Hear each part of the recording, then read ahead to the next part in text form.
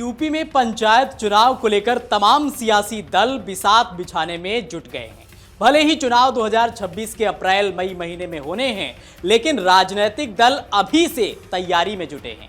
उसके पीछे वजह भी है, क्योंकि 2026 के पंचायत चुनाव को यूपी के सियासी दल 2027 विधानसभा चुनाव का सेमीफाइनल मानकर चल रहे हैं। यूपी के मुख्य सियासी दल भाजपा और सपा अपना अपना प्लान तैयार कर रहे हैं। सपा चुनाव को लेकर उत्साहित है, वो इसलिए क्योंकि 2024 के लोकसभा चुनाव में सपा को उन्हीं सीटों पर जीत मिली थी जो ग्रामीण अंचल की थी, जिससे बीजेपी को बड़ा झटका लगा था। तो वहीं इसी बात की चिंता बीजेपी को सता रही है, इसलिए सत्ताधारी दल भी पंचायत चुनाव को 2027 का लिटमस टेस्ट मानकर चल रहा है। सीएम योगी आदित्यनाथ ने पंचायत चुनाव में आरक्षण लागू कराने के लिए सभी जरूरी तैयारियां पूरी करने के निर्देश दिए हैं। इसके लिए 6 सदस्यीय पिछड़ा वर्ग आयोग गठित करने का सुझाव दिया गया है, जो जनसंख्या आधारित डेटा तैयार करेगा। इस रिपोर्ट के आधार पर ही ग्राम प्रधान, ग्राम पंचायत सदस्य, क्षेत्र पंचायत सदस्य और जिला पंचायत की सीटों पर आरक्षण तय होगा। विभागीय सूत्रों की माने तो प्रस्ताव पर कैबिनेट की मुहर के बाद आयोग का गठन होगा और फिर अक्टूबर तक आरक्षण की प्रक्रिया शुरू की जा सकती है। सीएम योगी आदित्यनाथ और प्रदेश सरकार के लिए पंचायत चुनाव में आरक्षण लागू कराना रणनीतिक रूप से बहुत ही महत्वपूर्ण है।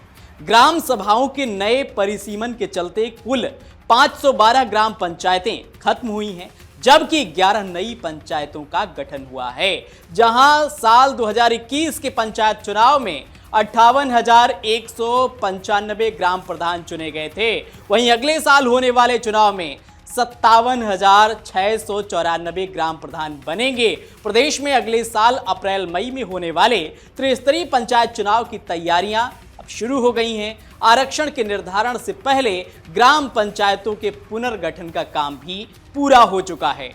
आरक्षण को लागू करने के लिए परिसीमन पहली जरूरी शर्त है, जो कि पूरी हो चुकी है। इसके बाद नई सीटों की संरचना और जनसंख्या के आंकड़ों के डेटा के मुताबिक आरक्षण का प्रावधान किया जाएगा। पंचायत चुनाव में आरक्षण लागू करने का असर सिर्फ प्रशासनिक स्तर तक नहीं रहने वाला है। बीजेपी को इससे रणनीतिक लाभ की भी उम्मीद है। सीएम योगी आदित्यनाथ के नेतृत्व में भाजपा सरकार इस बार पंचायत चुनावों को सामाजिक समीकरण साधने और ग्रामीण रणनीति में पकड़ मजबूत करने के अवसर के रूप में देख रही है। लोकसभा चुनाव में बीजेपी को उत्तर प्रदेश में खासा नुकसान हुआ था। इसकी एक वजह मानी जा रही है कि कांग्रेस और समाजवादी पार्टी के साथ आने से दलित वोट इंडिया अलायंस को मिले थे। अब बीजेपी की कोशिश पंचायत चुनाव में आरक्षण और दूसरी जन कल्याणकारी योजनाओं के दम पर ग्रामीण और पिछड़ा वोट अपने साथ जोड़ने की है।